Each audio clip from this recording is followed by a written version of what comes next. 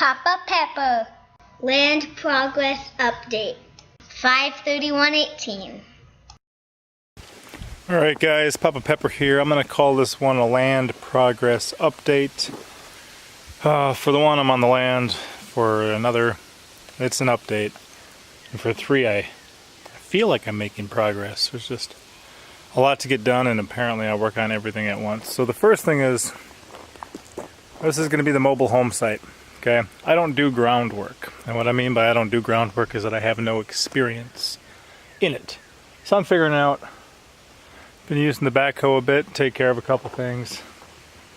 Now a friend also, let me check out his, sorry, there's two eastern prairie lizards running around that are distracting me. Squirrel. Anyway, now I'm using the Bobcat, trying to get this stuff leveled out. So we can pull in what they call an 80 by 16. Technically it's 76 feet long. We're going to put it on here, see if we need to add on to it or not. And then by putting the mobile home here, which I cleared a bunch of trees here, then I cleared a bunch of trees here, and then I cleared a bunch of trees here because we were playing around with exactly where we wanted things. We had originally thought about running the mobile home just along the driveway from here, running up that way, and then we thought about tucking it against that back wall. Then my wife was like, well, let's put it over here. So better to figure that stuff out before you drop it, because if you drop it in the wrong place, that ain't no fun. But anyway, it's been a lot of work on my end, but a lot of time to gain experience and other things. And then one nice thing, I'm always looking for the byproducts of my work.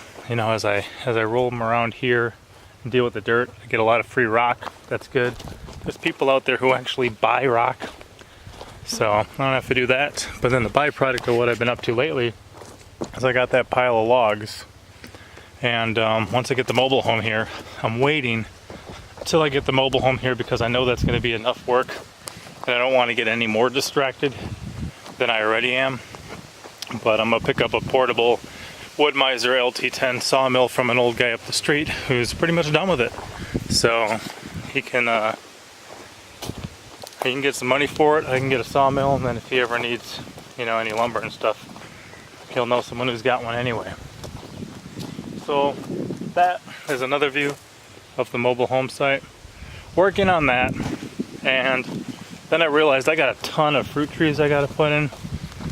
And a while ago I kind of came through and marked the trees I wanted to keep in these areas with the pink ribbon here. So I just took out all this stuff in here too because I need to make room for my fruit trees. We've got a couple different plans. I know some people are going to be mad at me for killing innocent trees, okay? But I want you to think about something. For one, trees are only innocent because they lack the capability to be anything else. If they could be anything else, they'd be just like the rest of us. Selfish and greedy and self-centered, and you know, they'd do wrong, trust me. If a tree could do wrong, it would. But it gives me a lot of firewood for the years to come. It gives me a lot of branches to chip or shred. Some branches I just toss over the fence, use as sheep feed. So I'm working on that, getting this mess cleaned up at the same time. Usually just me and my 5-year-old monster truck. And then I'm planting between the driveway and the sheep pen a lot of different food-bearing trees and stuff. Just did a video on my planting pawpaws one. That was when I was taking care of this section here. Also enjoying eating a lot of the greenbrier. Normally I'm down here working before breakfast. So I come down here, work for a while, forage, eat some sassafras, some chickweed, some greenbrier, whatever I got, and then go back home for breakfast after I work for a while. And then I'm also working on the garden area, right? So sheep pasture over there, well, sheep, goat, cow pasture, and working through the rest with the garden. And of course, if you look around, this is a very labor-intensive garden to get started, but hopefully it'll be less labor-intensive as time goes on. Just everything's going to be a raised bed with lines of mulch running between it. Got some rabbits down here that are doing my weeding for me in the places I got to get to. And then I want to be able from that corner coming out, I'm doing pretty good in this garden area. Maybe a couple more loads of mulch, because this stuff has got to get covered. I'll have to remove the weeds and then get everything covered with mulch, and if it goes thick enough, we'll be doing pretty good, like some of this, and we just won't have to worry about weeds growing. Again, this was just a thick forest of like 20-foot tall trees the other year. Ran some goats and pigs through here, let them take everything out, and then I've been slowly kind of repurposing it for a garden area. Got my gourd tunnel trellis there. Gonna build a monster one for kiwis right here, but I want to be able to go from corner to corner here and just phase across the whole thing. A couple trees are going to be staying, like this one, but I'm going to limb them up quite a bit, kind of like I did with the ones growing the hops there, or till about 20 feet, 15-20 feet. They don't have any limbs. Then I'm going to run some fencing temporarily through here, where you see the T-posts, to let the goats and sheep and others eat down all this stuff, and then slowly expand the garden across this way. So I figured before I got too far with some of the things I was building, I needed to drop the rest of the trees I wasn't keeping in this area. So that one I messed up with on my chainsaw, but I took out a lot of these recently, and a lot of them have fallen just on the edge of my stuff, which is perfect time to do that. If I'd have done any more, we would have broke things or damaged plants or ruined stuff. I really shouldn't walk underneath this. This isn't safe. But so we'll be coming across this way, just keeping a couple trees here.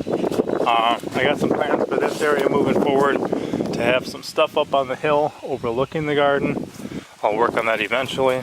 And then with the fencing, pretty much got this side completely done. I've got this side 75% done. The whole front, the perimeter's done, and the other side started. So I still got to run a bit down this way and then a bit across. Then we're going to bring our cow to the land. We're going to bring some other stuff, and pretty much at the moment give them free range of some things, except for the house site and the garden area. But they can mow down all this, help us evaluate it better over time. I will be transitioning a lot of this from the forest that it is into just an edible food forest is the goal. With the fencing here, I wanted to run the cattle panel for a number of reasons. But what I did too is, I mean, technically the property line's over there. My fence is here.